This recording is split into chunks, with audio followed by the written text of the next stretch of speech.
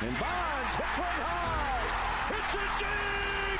It is out of here. 7:56. Bonds stands alone. Now Booker with Tucker on him. Throws it up for 8. Shot blocked by Antetokounmpo. What a block from Giannis. 17 seconds from Game 7 or from championship number 6. Jordan, open, Chicago with the lead.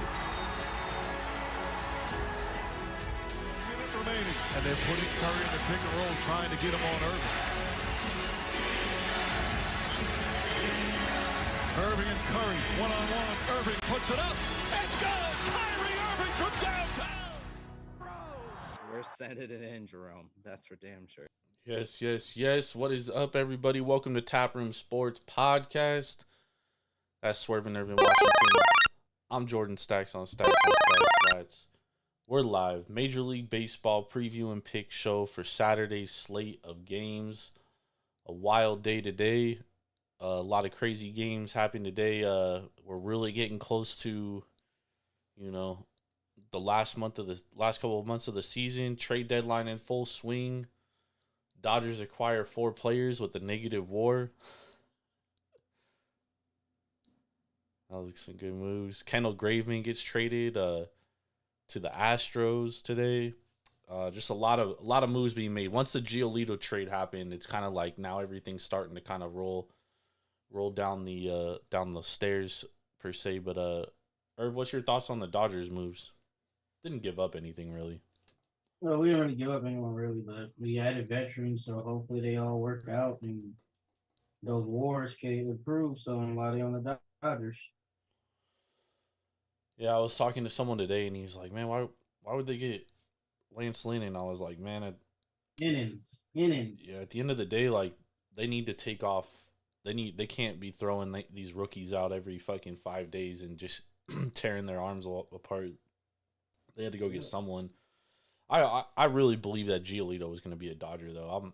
I was shocked that the Angels traded for him, but after seeing what the Angels gave up, I guarantee there's no way Friedman would have made that move at all. I don't think many teams would have. I think that was a desperation move by the Angels. They're Yeah. doing their best to try to entice a once-in-a-generation player to stay, and I guess you got to give them props for putting their best foot forward, but we'll see how it works out for them.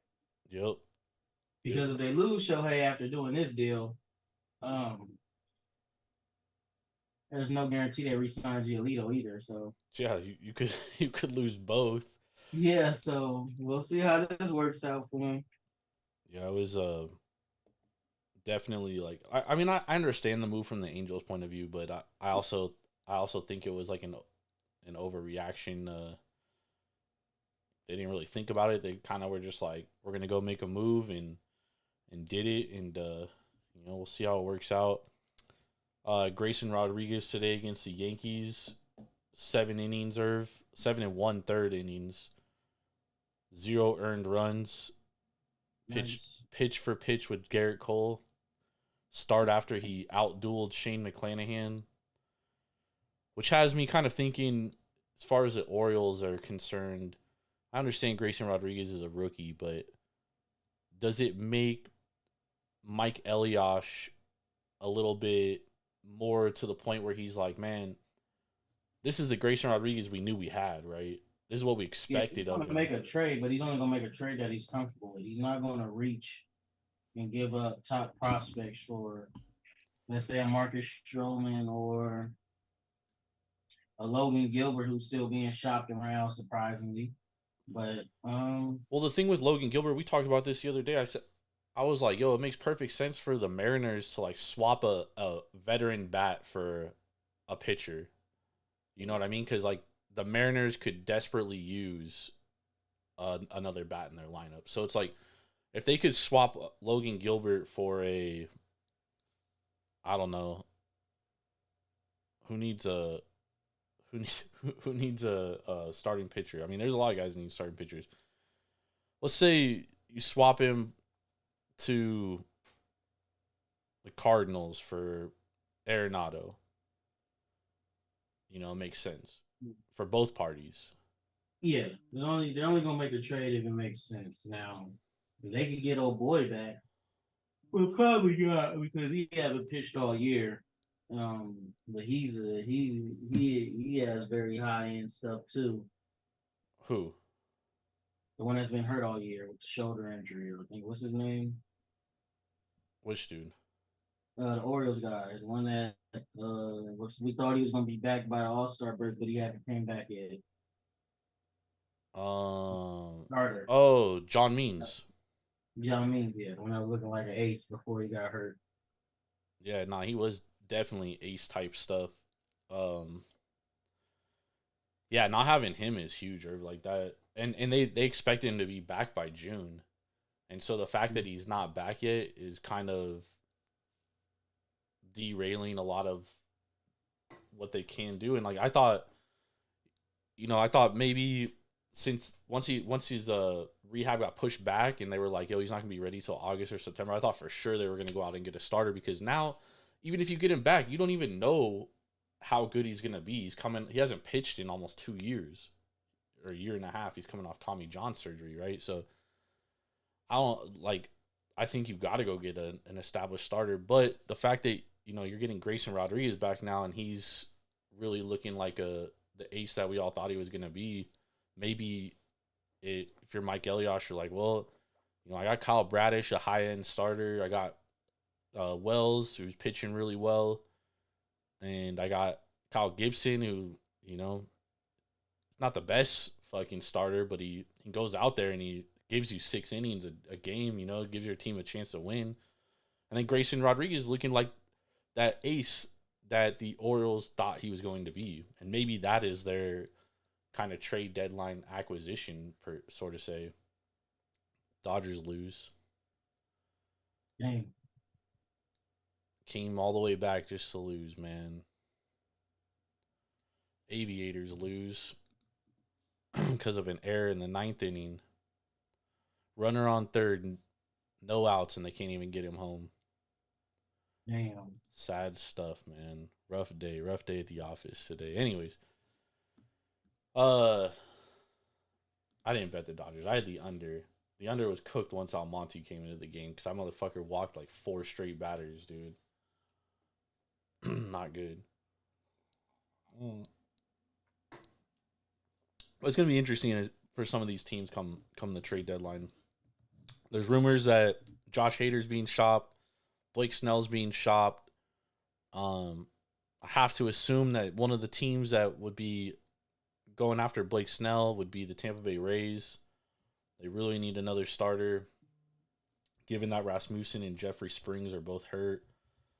So we'll see what happens, man. We'll see what happens come this trade deadline, man. We'll see what's popping off, but definitely want to, if you're betting any futures or looking to bet any futures, you definitely want to get ahead of it before the trades happen. Like if you're hearing rumors of a team going out and getting a trade, getting a piece, like go and make that bet now. Don't wait, because once you wait, the lines are going to adjust and it's just all bad. It's really tough playing the futures market right now, though.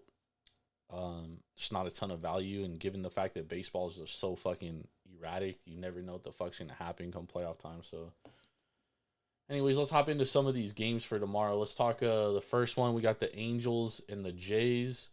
We got Reed Detmers versus Alek Manoah. The Blue Jays won today 4-1.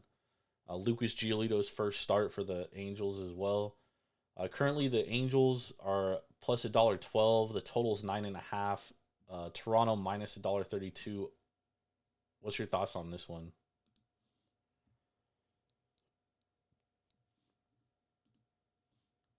Well, like we said before we hopped on air, Manoah's starting to look like himself.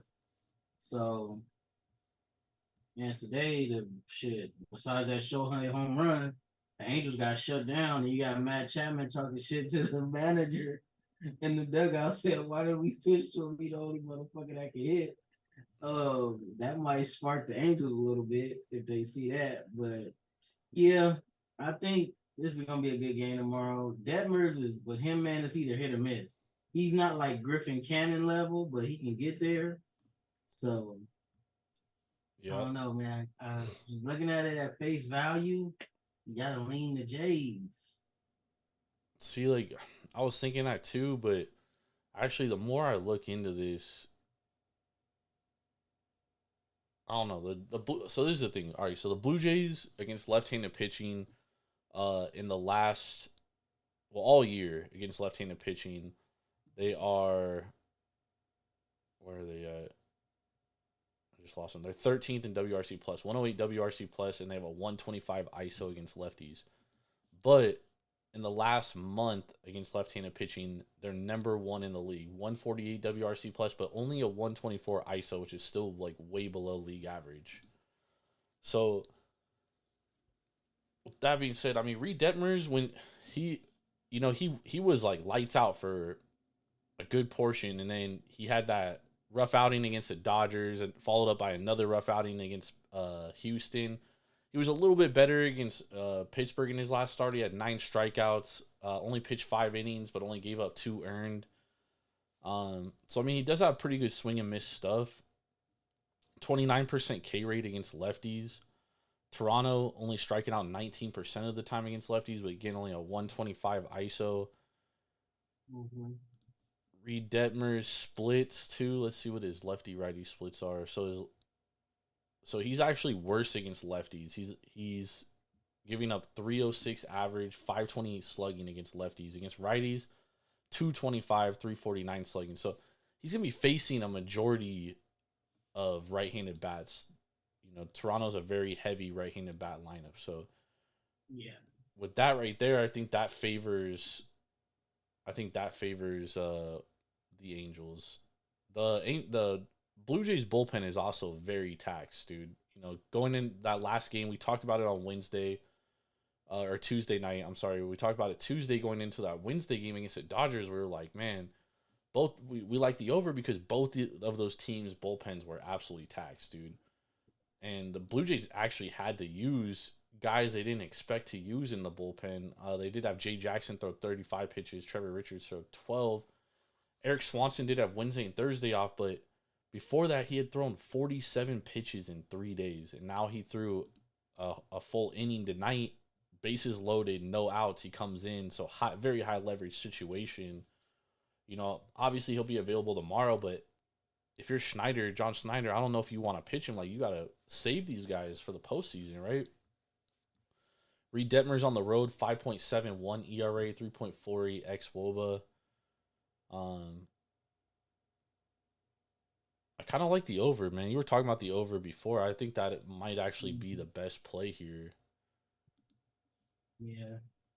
And looking at the Blue Jays, they have been playing some decent ball.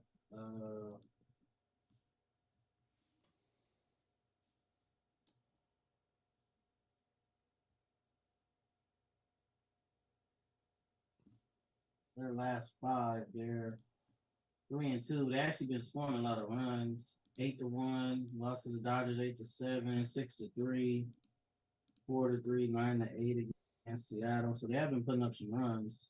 Like you said, that bullpen been giving up runs too. And the Angels have been swinging the bats really well against right-handed pitching in the last month. They have a 110 WRC plus and a 219 ISO. On the entire season against right-handed pitching, they have a 113 WRC plus, 195 ISO. So, I mean, they're they're hitting pretty relatively close to how they performed all year. So I think that's something that, like, you know, we talk about negative and positive regression. I feel like that's just who they are now, you know. Alek Manoah, you know, he has looked better since coming back, but he's still walking a shit ton of guys, dude. He's walked 9 batters in his last 8 1/3 innings. So he's still, he still doesn't have that, like, his command that we're used to him having, although he, like, hasn't been getting touched up as much. But a lot of that is he's not giving up a ton of home runs. And his walking batters can lead to runs, so definitely got to get that under control. And his BABIP has been really good the last few starts, which you would think is going to regress negatively. Like, you know, 167 BABIP isn't sustainable. So maybe those runs are coming. You know, maybe we do take the plus money with the Angels here. Maybe that is the play. But I think that 9.5 is a pretty safe play here. I think this can be a game where a lot of runs are scored. Who pitched for the Angels bullpen today? Let me look it up.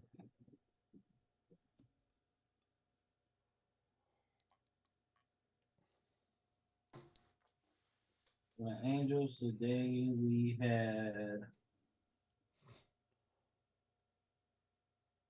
The fact that Shohei pitched one of those double headers a full game really fucking saved them. yes, it did because they were taxed for sure. Today they threw Giolito went 5 1/3, Soriano went 1 2/3, and Webb went 1 inning. So Webb, Soriano threw 30 pitches, Webb threw 14, Giolito threw 73. Webb definitely unavailable tomorrow. Mm-hmm. He pitched on Thursday. But he's whatever. They still got like a lot of their good relievers available. Yeah, I definitely lean Angels here, but I think that over 9.5 might be the play.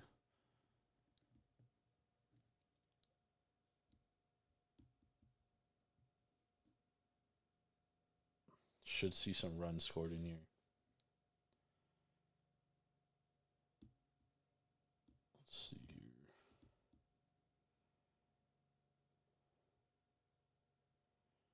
Yeah. Definitely think so, man. All right. Let's move over to the Rays and Astros. This was a wild game. Not really a wild game, but Astros tie the game up in the 4th inning, and then they don't get a hit the rest of the game until the 9th inning with an out. Crazy. Got to Shane McClanahan, could not get to the bullpen at all.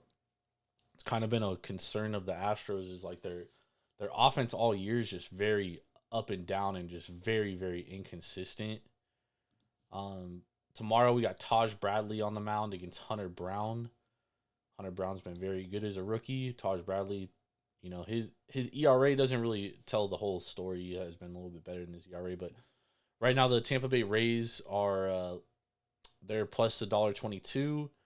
The Astros minus $1.44, and the total's at 8.5. What do you think about this one?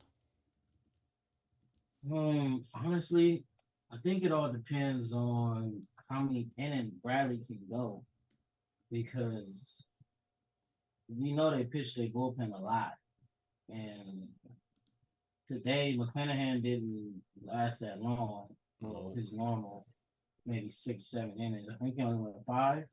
Yeah, he only went 5 innings. He only went 5 innings, so the bullpen did have to do some work today, which could leave him a little bit exposed tomorrow, especially if Bradley can give him more than 5 innings. So looking at who they threw today, and the Astros, you know, I got to give their bullpen some credit because, you know, it's been dog shit most of the year, but last couple of weeks they've been stepping up. But today, the Rays threw McClanahan, Stevenson, Kelly, Pache, and Fairbanks. And Fairbanks and Pache, 1 through 15, the other one through 19. So the bullpen threw a decent amount of pitches today. On the other side, you have Houston. They threw their 3 best relievers today. Yeah, they threw their 3 best relievers. Neris went 1 inning, Abreu went 1, and Presley went 1. And all them threw down, played some 20 pitches or more. Brown has been solid. I haven't really looked into his splits, but I think he's better against lefties than he is against righties. Who, Hunter Brown? Yeah. Well, the one thing I will say about the Rays is their offense has really been just bad in the month of July. It's been anemic. 85 WRC plus, 157 ISO in the month of July against right-handed pitching. I mean, they've been really struggling. And like tonight, you know, it wasn't even that they were getting hits. Like Astros hit 5 batters and then walked another 3. So I mean, 8 base runners all on walks or hit batters. which is crazy. Taj Bradley, 5.3 ERA, 3.32 xFIP, 3.39 Sierra, 30% K rate. He's been a guy that's been bit by the long ball. That's what's killed him. Absolutely destroyed him. Yeah, and Hunter Brown got to not walk guys, and he's getting up 12 and so. Yep, and Taj Bradley is better against lefties. He's only given up a 255 average against lefties, 280 average against righties, slugging 568 compared to 392. So definitely better against lefties, and he's also pitching a lot more against lefties. He's faced more lefties than he has righties, which is pretty crazy. Yeah, but Kyle Tucker is pretty damn good run right now, and Jordan is back. So Jordan is back. Against Houston in the same time period in July, they haven't been much better against right-handed pitching. 94 WRC plus, 172 ISO. Against righties throughout the season, 99 WRC plus, 158 ISO. So they're just a much better team against left-handed pitching, which is why I liked them today against McClanahan. Got to McClanahan, they just couldn't hit the fucking bullpen for shit. Taj Bradley, let me see something real quick. His best pitches is fastball. Houston, McCormick, Kyle Tucker, Jordan, Altuve, Bregman, all feast on fastballs. The rest of the team not very good against fastballs for weighted runs on average. Hunter Brown splits. He too is better against lefties than he is righties, surprisingly. That's pretty crazy. He's also worse at home than he is on the road. So the over might be the play, huh? I don't know. Neither team's really hitting right now. Yeah, that's true. So. His best pitch is a fastball, and the Rays feast on fastballs. But the same thing could be said again as for Christian Javier today, right? Like Christian Javier's best pitch is a fastball, and they couldn't hit him. His cutter is actually his best pitch, and the Rays do not hit cutters well. Based on weighted runs on average. So, I don't know. Given the fact that both these offenses has kind of been scuffling of late, maybe go back to the under here. But then again, like the Astros bullpen's a little taxed, dude. Yeah. So maybe you don't know what that bullpen can do. Maybe the way to look at this game is like if you like the Astros, maybe just play them first 5. If you like the Rays, full game. First 5 under.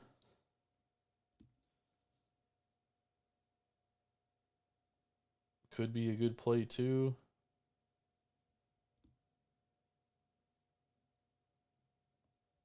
Astros lean $1.40. I do not understand that, dude. If Brown was better at home, I would take the Astros. Maybe the over is the play here because, we don't know what we're going to get out of Houston's bullpen once Hunter Brown's out. And Hunter Brown, on average, he only goes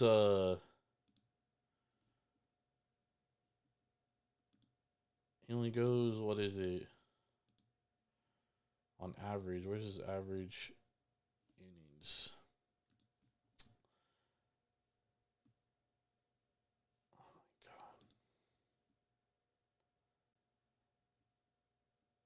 And he only goes like 5.2 innings on average about. Taj Bradley too, he don't go deep at all either. He goes like 5 innings on average.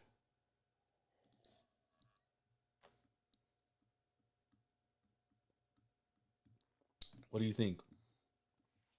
I think I might go with that over, honestly. Both these bullpens can definitely give up runs. Yeah, but the Rays bullpen has been much better of late. Yeah, they have. But Houston is a streaky team, and they're too good to be in that slump that they've been in. So sooner or later they're gonna break out of it. Yeah. And the Rays have been killing right-handed pitching pretty much all year except for the last month and a half. So this could be a spot where we see a run fest, a shootout. Yeah. It could be. I mean, at some point, like the Rays. I mean, I know we knew they weren't going to continue what they kind of started off doing, right? But we figured they were gonna. They got to be somewhere in that middle, dude. Right? Yeah. So, yeah, I'm with you on. I like that over 8.5. I think that's a good play. Here. All right. Yankees versus Orioles is our next game. Orioles coming off a 1-0 win. Game was delayed for over 2 hours. Didn't even end till 12 a.m. Eastern. Around there, Orioles walked it off. Anthony Santander walk-off home run. They win 1-0. 1-0.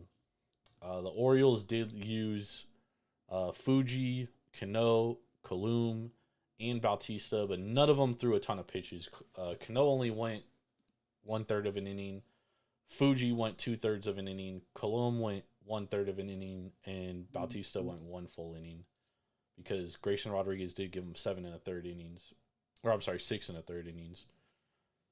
Garrett Cole went 7. The Yankees did use Michael King. They also used Canley. Canley gave up the home run. So both bullpens are relatively fresh going into tomorrow. What's your thoughts on? Well, before I ask you that, we got Tyler Wells against Clark Schmidt tomorrow. Currently, the Orioles laying $1.18. Yankees coming back $1 even. The total's at 9 here, juice to the over -122. What do you think about this one? Well, Tyler Wells is on the mound. Wasn't good his last start. He wasn't good his last start, but he's at home. He should have bounced back. Clark Schmidt can definitely be had. His last three starts, he only pitched an inning and a third against the Orioles. I mean the Cubs, and didn't give up any runs, but he gave up 3 earned runs and 2 earned runs to the Rockies and the Kansas City Royals. So I don't know, man. I don't see Tyler Wells losing this one, especially at home. The thing with him, he's just got to stop. He can't give up home runs, man. As good as his stuff is, he's given up 23 home runs this year. Well, the thing with him, dude, is like he's been giving up a lot of hits and walks since the All-Star break. I don't know if it's fatigue or what. Like, he went 3 innings against the Rays in the first 3 innings, didn't give up a hit. He gave up a couple walks, but then he goes the 4th inning and gives up a walk, hits a batter, and then gives up a 3-run home run. So he's got to stay away from the walks. He's got to stay away from giving up the long ball for sure. He hasn't been good since the All-Star break. Against the Dodgers, he got shelled. Against the Rays, he got shelled. He's not even going into the 5th inning. Now that needs to change. He's got to turn around because they need him. You know what I mean? Clark Schmidt, on the other hand, he's actually gotten better as the season has progressed. He started out really bad, dude, if you don't remember. But against this lineup. But since May 31st, dude, Clark Schmidt, 3.08 ERA, 4.71 xFIP. So obviously some regression coming. 4.42 Sierra. And he's striking out 19. He's only striking out 19% of batters, which is pretty low. He's given up 15 jacks. Yeah, the one thing I don't like about Baltimore here, and this is why I like the under today, is because Baltimore has really been struggling in the last month against right-handed pitching. 90 WRC plus, 157 ISO. And on the other side, the Yankees haven't been much better. 89 WRC plus, they haven't been better. 89 WRC plus, 138 ISO against right-handed pitching. So, Damn, this might be another under game. It could be. Or is it like, do we expect these offenses to bounce back, especially after like, 1-0 game today? Yeah. Maybe we expect some bounce back. I know Judge is back, but you could see the way the Orioles were treating Judge. Like they were like, yo, we'll walk this guy because we don't think anyone else on this team can hit. And they were right. You know what I mean? And so maybe that's just how they do it. Maybe they just continue to pitch around Judge and make other people beat him. Let's see something real quick. So Tyler Wells, he actually has 3+ pitches. So fastball, slider, cutter, all above league average on weighted runs on average. The Yankees against they're a really good fastball hitting team. Against the cutter though, not very good, and against the slider, not very good. Except for Judge, of course. Judge hits every pitch pretty well. So that's something to keep an eye on. Tyler Wells, he has pitched against the Yankees previously. He pitched against them on July 3rd, and he went 6 innings and gave up 2 earned against them. He also pitched against them May 24th. He went 5 innings, gave up 5 earned against them. He also pitched against them April 9th. He went 6 innings and gave up 4 earned. So it does seem like he doesn't pitch well against the Yankees. Clark Schmidt gave up 3 runs in 5 innings on July 4th against the Baltimore Orioles. That's his only start against the O's. Irv, I know the numbers tell us to take the under here, but maybe this is an overplay. I wouldn't bet against that because these offenses got to wake up, like you said. I lean Baltimore too on the money line just because I think Baltimore is a better team at this point. I think it's pretty clear. And only laying $1.22. Like I felt like it was disrespectful today when Aaron Judge gets activated and the line goes from Yankees -120 to Yankees -130. You're telling me Aaron Judge is worth 10 cents?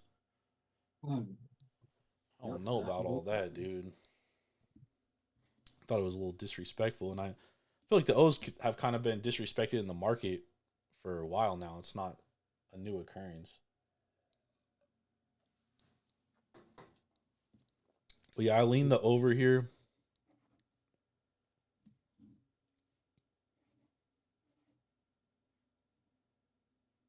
Actually, first 5 over is probably the play. Because both bullpens are great.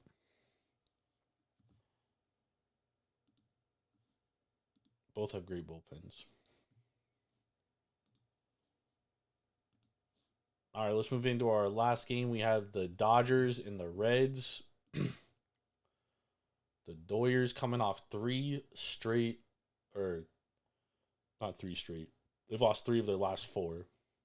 It's 2 straight losses. What's your, well, hold on. Let me pull up the stats real quick.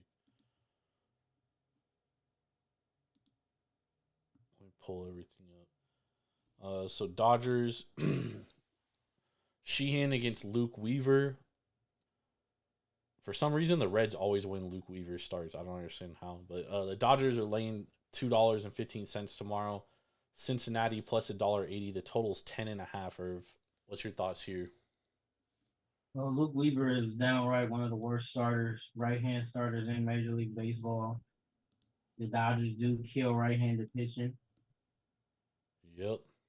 So this game should be right for us to bounce back after losing 2 in a row. But Sheehan has to locate that fastball because all his other stuff ain't really developed yet. So nope. And the Reds, for what it's worth, they crush fastballs. So I'm thinking this game might go over tomorrow for sure. Yeah, I definitely think the over is a pretty safe play. As long as the Dodgers are staying away from lefties, which, I mean, they go out and get Rosario to kind of help that, you know what I mean? And, they also went out and got Kike to do the same exact thing to kind of help hit lefties. And, even today they struggled hitting one of the worst lefties in the league in Williamson. It's kind of yeah, I don't know what's going on with us in left-handed pitching, but They got to They gotta figure. get better. They got to figure it out because the one thing the Giants have is left-handed pitching. Man, they got lefty relievers. And they're going to be battling. They might be battling the Giants for the division because I think we can almost count the Diamondbacks out right now, dude. The way they're. Diamondbacks been playing some horrible baseball. They lost 15 of their last 20. They are really skidding, man. Yeah, they're teetering on the verge of collapsing. I mean, the one thing I will say about the Dodgers is like they don't play a lot of close games. So if you like the Dodgers, I would honestly just play them on the run line. Mm-hmm. You know, minus $1.5, $1.05. But I mean, you look at the games they win. Even the games they lose. You know, today they lost 6-5, but Toronto they lose 8-1. They did win 8-7 against the Toronto Blue Jays where they came back from 5 runs. Then they lost 6-3, lost 8-4, won 16-3, won 11-5, lost 8-5, won 10-3, won 6-4. So I mean, like when none of their games are like they're not really in 1-run games, dude. So if you honestly, I think playing the Dodgers minus 1.5 is actually a fucking pretty solid play tomorrow. And you know this is like a veteran type team, dude. Like you know they're gonna bounce back, dude. Like they're like, yo, we've sucked the last week. Like we need to fucking turn this around. I agree. So I actually like the Dodgers minus 1.5 tomorrow. I think that's a pretty solid play. Get your shit together. Yep, get your fucking shit together. But I also like the over in that game because, you know, Sheehan, like you said, he not very good against fastballs, and I mean, I'm sorry, he only throws fastballs basically and red smack fastballs. But I definitely think the Dodgers bounce back, and like they really only need him to go 5 innings and then turn it over to the bullpen. The bullpen's been great as long as Almonte doesn't get put out there. Yeah, Monte, he's taking over the new what's the name role. But I mean, if you put it positively though, like they didn't have to throw Phillips tonight. They didn't have to throw Gratterall. They didn't have to throw, a lot of their high-end guys. Plus, they probably get Joe Kelly tomorrow, too, which I don't know is a good thing. I don't know if that's a good thing or a bad thing. But he'll definitely... Hopefully it's a good thing he's back in Dodger Blue. Yeah. You hope so. But he'll definitely be out there tomorrow. Maybe that helps the over, dude. Damn. No, I kind of like... I like that over. But I like Dodgers minus 1.5. When they lost tonight, I, circled it. And I was like, man... It's a good spot for the Dodgers to get right. I like that spot. All right. Let's go, y'all. Let's get some best bets, Irv. I got 2. I got the over for the Dodgers and the Reds. And honestly, I think I'm going to take the over for the Angels and the Blue Jays.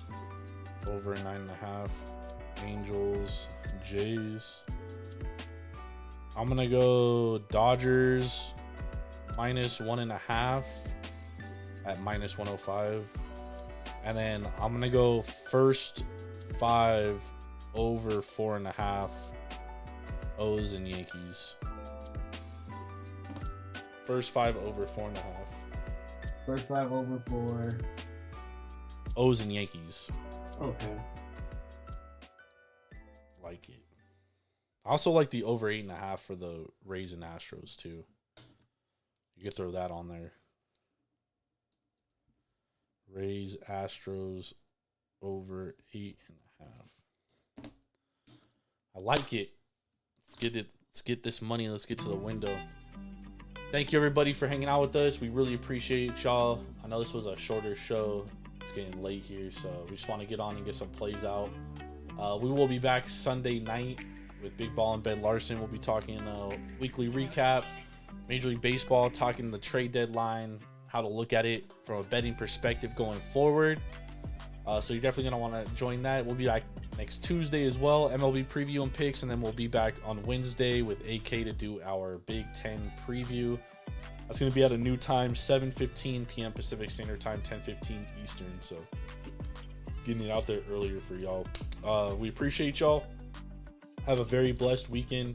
Let's get this money. We'll see y'all later. Peace.